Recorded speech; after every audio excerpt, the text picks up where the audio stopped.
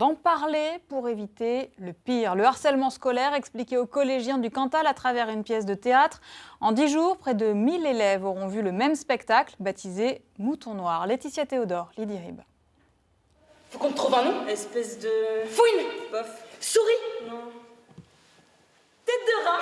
T'aimes bien ça, tête de rat, ça te plaît? À 15 ans, Camille est victime de harcèlement scolaire. D'insultes en humiliation, la pièce raconte un engrenage de cruauté que la jeune fille ne parvient pas à dénoncer.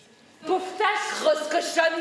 J'ai une idée. On va jouer. Tu fermes les yeux, tu comptes jusqu'à 100 et nous, on cache tes pompes. Face aux comédiens ce jour-là, une centaine d'élèves de 5e, touchés par le quotidien infernal de cet ado. Même une petite moquerie, ça peut déclencher un système qui va jamais s'arrêter. C'est parti un désastre.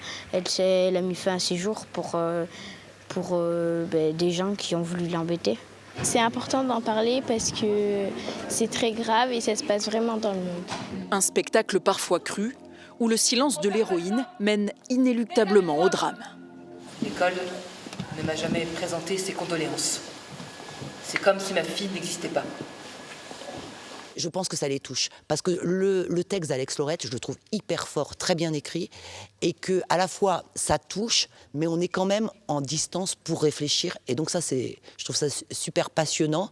Donc sûrement qu'ils sont heurtés, ils sont gênés, mais c'est les émotions qui créent la réaction.